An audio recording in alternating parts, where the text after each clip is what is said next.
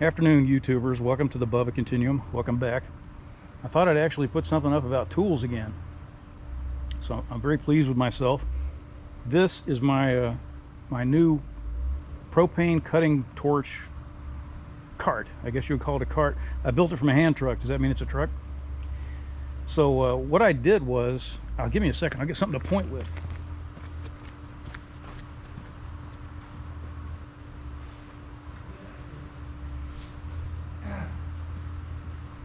Okay, throat's a little dry. I've been mowing the yard. I don't know if you can hear me. So this is the cart, and as you can see, it's got a big oxygen tank on the right, and it's got a propane tank on the left. I got this thing. I wanted to, what I really wanted was acetylene, because when you have a metalworking shop, you always need to heat things, and heating things with a little handheld torch sometimes just isn't going to get the job done. And I thought it would also be nice to learn how to do a little acetylene welding, even though acetylene welding is really kind of a niche thing now. I've got 3 welders. I can do 3 types of welding, and in 98% of the situations I encounter, one of those types of welding will be totally superior to oxyacetylene. I wanted to try it though, you know, for the same reason I got a Harley Davidson. People said, why would you buy a Harley Davidson? They're slow and the engineering is ancient, this and that. And I said, yeah, but if I buy a Honda copy, it's not going to be a Harley Davidson. I want to see what it's like to have a Harley Davidson. So anyway, that's what this was like for me. I wanted to get oxyacetylene, but there's a lot of aggravation involved in acetylene. And I decided just to do this. I mean, I thought it was a better system. Let's say one of these little propane tanks will run forever on a cutting system. I can't weld with this, but I can cut whatever I want. I can heat whatever I want, and basically it's superior. The neat thing about it is, if I choose to use acetylene in the future, I can put acetylene stuff on the welding outfit that I bought, the torch and so forth, and I can use it for acetylene. So what did I do here? Well, I took myself a Home Depot hand truck, which is like 50 or 55 bucks. I looked for a propane cart online first, obviously, but for some reason, even though propane is incredibly popular, more popular than acetylene for cutting and heating, there's very few propane carts out there, and a propane tank is wider than an acetylene tank, so it's tough to find a cart that will take a propane tank. It's weird that there's this big hole in the market. The only thing I found was 188 bucks, and it didn't look too good. So I bought this thing for like 55 bucks, and then I welded some brackets on it, and I added some chains, and I put some little tabs on the bottom, and I enlarged the plate on the bottom, which I will call the base plate. I don't know what the plate on the bottom of a hand truck is called. I got a bigger plate and stuck it down there, and I painted everything with truck bed coating, which is like iron. It's amazingly tough. So all the things that I had to scrape the paint off of in order to do welding are now covered with truck bed coating. So I'm pleased with it. I guess I'll take the tanks off and give you an idea what I did. I used a Harbor Freight Unlimited 200 welder, or maybe it's 200 Unlimited titanium welder. Cheap welder, wonderful, great, easy welder to use. I don't use my Lincoln anymore because it's just more convenient to use this little light welder, and it does great work. So I used that, and of course I used my belt grinder. I've got an Origin Blade Maker belt grinder with a 3 horsepower motor, this giant 3 horsepower motor that I dug up. And when I bought it, it was called an Oregon Blade Maker, but I guess they had some kind of lawsuit because they changed the name. So I've got that. I used that to round off the parts and so forth, and I used my off-road swag, or is it swag off-road? I can't remember. I think it's swag off-road. Swag off-road finger brake, which I have attached to my compressor and my Harbor Freight 20-ton hydraulic press. This thing is phenomenal. I mean, it's better for many purposes. It's much better than a $2,000 standalone brake. You typically buy a standalone brake. I've told about this thing before. You buy a standalone brake and it'll bend like 20 gauge steel, which is like aluminum foil. I mean, it's very thin. It's like car bodies. And you get the Harbor Freight job, I mean the swag off-road job, and you can bend 3/8 inch steel. So very nice. The brackets on this thing are made out of 1/8 of an inch by 1 inch strip, and I'll show them to you. I'll turn this thing off and start it again. Okay, you can see the base plate there, and I've got little tabs that I welded onto it to keep the tanks in place. And those are just pieces of angle iron. I had some heavy angle iron lying around. Actually, I was using it as a I don't know what you would call it, the bottom part of the Swag Off-Road press. I was using it to make right angle bends, but I didn't want to drive out to the metal supplier, so I cannibalized it, and I'll go back and get another one later. So anyway, that's all that is, little bits of angle iron welded on there.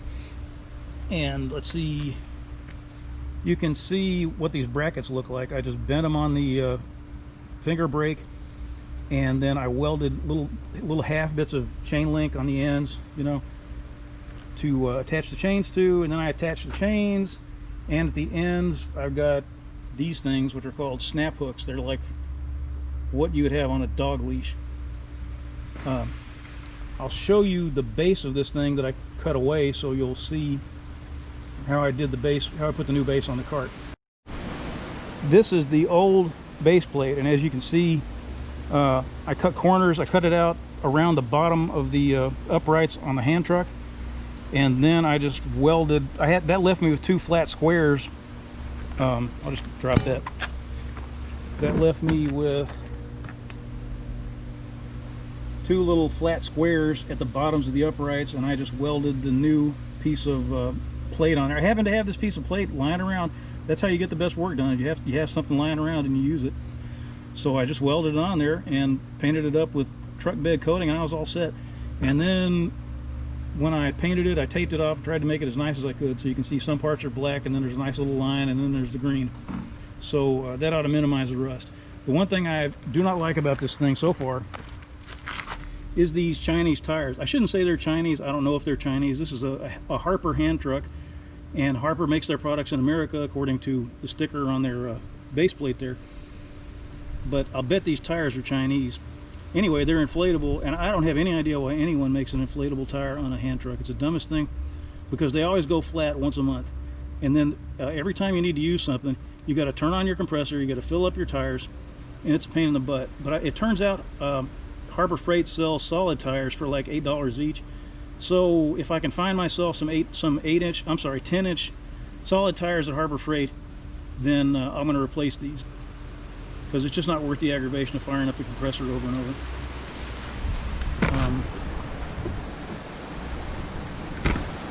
In other news, I flattened this area out. You see all this fresh dirt here? The people who own this house, used to own this house, people who built it, for some reason they left a big hump right beside the workshop, and I was never able, there's two humps in the yard, and I have no idea what they are. And I started to get the idea that maybe they had buried their pets under these things, because people tend to do that. They get all sentimental and they put their dog or cat in a place where you really need the space instead of putting them someplace convenient.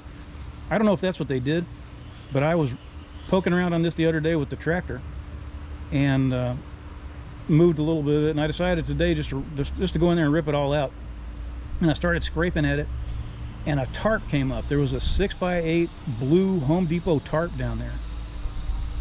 So I don't know what that's all about. Why would someone spread a tarp on the ground beside their workshop and then pile 10 inches of dirt on top of it? It wasn't much fun to move, because roots and things were growing up under it, through it, and they were attaching it to the ground. So I couldn't get anywhere with the shovel. I just took the tractor blade and just scraped it out of there. So I don't know, maybe the kids were like 8 years old, and they were afraid Fluffy would get rained on and the tarp would protect him, or I don't know what the deal is.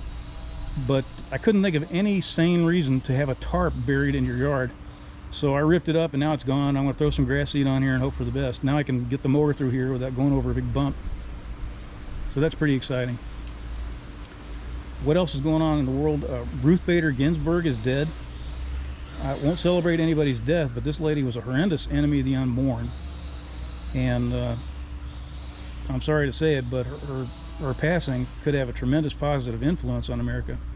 And it's a weird thing. Everybody's furious at the Republicans for taking advantage of procedural rules and so forth and customs to try to get somebody nominated and approved, confirmed before the election, or before the inauguration, I should say.